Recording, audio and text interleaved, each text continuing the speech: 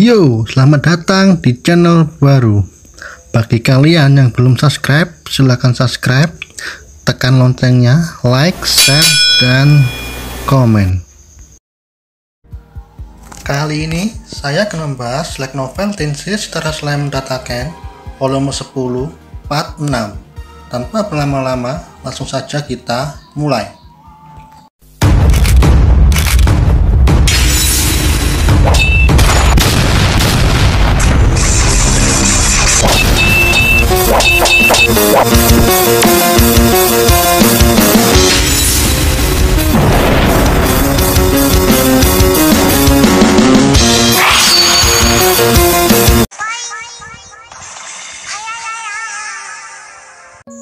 Setelah membebaskan Glenda dari kutukan, kini Rimuru mengumpulkan semua pejabat Tempest.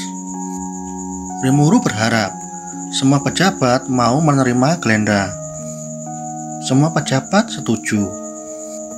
Rimuru juga mengenalkan Glenda kepada Kurobe dan Kaijin, supaya Kurobe dan Kaijin memeriksa pistol Glenda, agar Kurobe dan Kaijin bisa memproduksi pistol massal.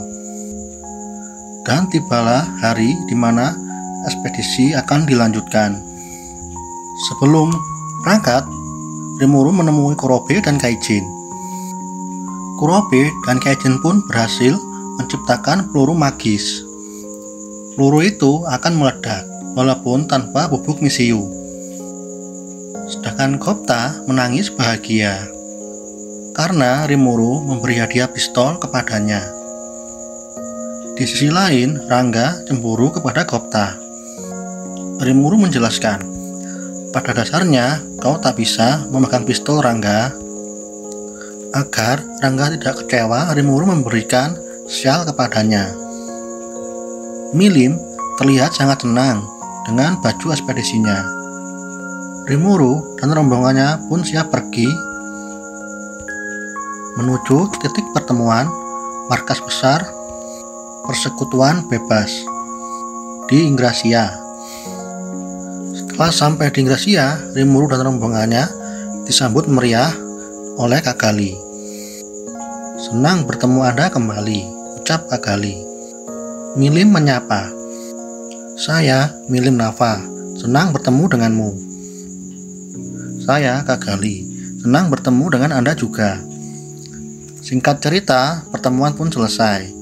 Kagali bertanya, Rimuru sama saya akan membawa peralatan Anda. Tapi di mana Anda meletakkannya? Rimuru menjawab, kami tidak membawa peralatan. Kami hanya membawa pakaian saja.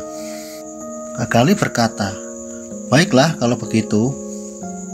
Saya sudah menyiapkan gerobak. Kita butuh waktu 2 bulan untuk sampai di Citaf dengan gerobak itu. Rimuru berkata, kita tidak memerlukan gerobak. Kagali bingung dan bertanya-tanya. Saya akan membuka ruang dimensi untuk membuka gerbang teleportasi dan langsung ke Citaf. Rombongan ekspedisi Kagali mulai berbicara. Jangan bercanda, menurutmu berapa jauh jarak kita ke Citaf? Singkat cerita, semua rombongan Kagali terkejut karena tak butuh waktu 1 menit untuk sampai di Citaf. Ketika sampai di Citaf, Rimuru dan rombongannya disambut ketua Drag Elf. Selamat datang di Citaf. Untuk sementara, Rimuru dan semua rombongannya istirahat sejenak di kamar yang sudah disiapkan. Salah satu dari rombongan Kagali terheran-heran dengan kemampuan Raja Iblis Rimuru. Menurutnya, ini tidak masuk akal. Padahal kita bertemu belum ada 1 jam, tapi sudah sampai di Citaf. Ini benar-benar gila. Setelah selesai istirahat, semua rombongan bergegas menuju pintu keruntuhan. Dan di sana terdapat 3 pintu. Pintu terdalam menuju ke ruang bawah tanah, dan hanya Raja Iblis Kleman yang bisa membukanya. Rombongan membuka pintu pertama dan masuk ke dalam reruntuhan. Rimuru kaget melihat runtuhan karena sihir kuno masih beroperasi. Sedangkan Gupta sangat ketakutan karena menurut Gupta di lantai bawah tanah pasti banyak hantunya. Tetua F berkata, "Kalian tidak perlu takut karena pintu ruang bawah tanah hanya ada satu, dan itu hanya Kleman sama yang bisa masuk." Mendengar itu, Mili mengangkat alisnya. Jika pintu itu tidak bisa dibuka, bagaimana kalau dihancurkan saja? Ucap Milim. Rimuru menolak. Sebaiknya kita periksa terlebih dahulu dan jangan merusak apapun. Rombongan terus berjalan, melewati reruntuhan, dan mereka melihat permukiman Drak F. Dan pada akhirnya mereka sampai di pintu yang sangat besar. Namun pintu itu masih disegel dengan magis yang sangat jelas. Menurut Rimuru, sepertinya pintu ini tidak didukung dengan sihir kuno. Dan saatnya Raphael-san bersinar. Raphael melapor. Dimengerti. Jika mendobrak pintu ini, semua lampu yang ada di sini akan mati. Dan semua energi yang ada di sini akan dialihkan kepada penyusup. Dan penyusup akan lenyap dari sini. Rimuru meminta semua rombongan untuk beristirahat dan melanjutkan penjelajahan besok karena hari sudah malam. Hari esok tiba. Semua rombongan pun melanjutkan penjelajahan reruntuhan. Penjelajahan berjalan lancar dan tak menghadapi satupun jebakan. Rombongan kini telah sampai di ruangan terdalam dan di pintu terakhir. Rimuru memutuskan berpisah dengan Kagali dan melanjutkan penjelajahan masing-masing. Tak berselang lama kemudian, Milim kembali dan membawa barang-barang yang sangat banyak. Milim berkata, "Yuk Rimuru, lihat nih, aku membawa barang rampasan." Rimuru bertanya, "Dari mana kau mendapatkan barang itu, Milim?" Milim menjawab, "Sebenarnya ada jebakan yang kubuat dan tak sengaja sekelompok golem membawa barang ini."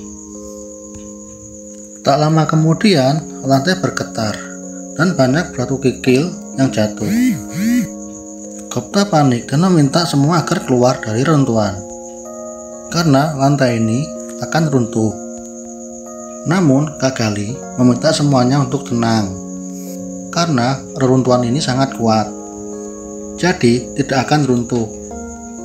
Tiba-tiba Raphael melapor. Kekuatan permusuhan terdeteksi. Sistem reruntuhan telah diaktifkan. Sejumlah golem terdeteksi dan ada penyusup yang masuk ke dalam reruntuhan. Kagali yang tadinya tenang kini semakin panik. Melihat tingkah Kagali, Rimuru kini meragukan Kagali. Rimuru bertanya kepada Milim, "Milim, apa kau mendengar sesuatu?" Milim menjawab, "Tidak, aku tidak mendengar apapun." Jadi, Milim punya skill yang bisa menangkap komunikasi pikiran dan percakapan magis di sekitarnya. Jika di Indonesia mungkin sebut mata batin. Menurut Rimuru, penyusup saat ini terhubung dengan Kagali. Jika disimpulkan, Kagali saat ini tidak bersalah. Sekelompok golem pun datang. Dengan mempercepat pikiran, Rimuru melihat ada sosok naga yang menuju ke sini dari atas, dan energi naga itu sangat besar, lebih besar dari Raja Iblis yang terbangun. Menurut Rimuru, naga ini ancaman tingkat bencana. Kemudian Milim membuka matanya lebar-lebar dan berkata kepada Rimuru, Rimuru, aku punya urusan dengan naga itu." Kagali sendiri tidak menyangka bahwa bisa melihat naga kekacauan di zaman ini. "Gupta, Sion, kita punya tamu yang tak diundang. Persiapkan diri kalian. Dan lihat, golem-golem itu sudah ada di sini. Ucap Rimuru. Sion melangkah maju dan menodongkan pedang besarnya. Rangga, keluarlah. Bantulah Sion dan Gokta untuk mengulur waktu. Tim dari Kagali berlari dan menuruni tangga. Setelah selesai mengevakuasi tim Kagali, ini giliran Gokta yang berlari menuruni tangga. Sedangkan Sion masih mengamuk menghancurkan golem-golem itu.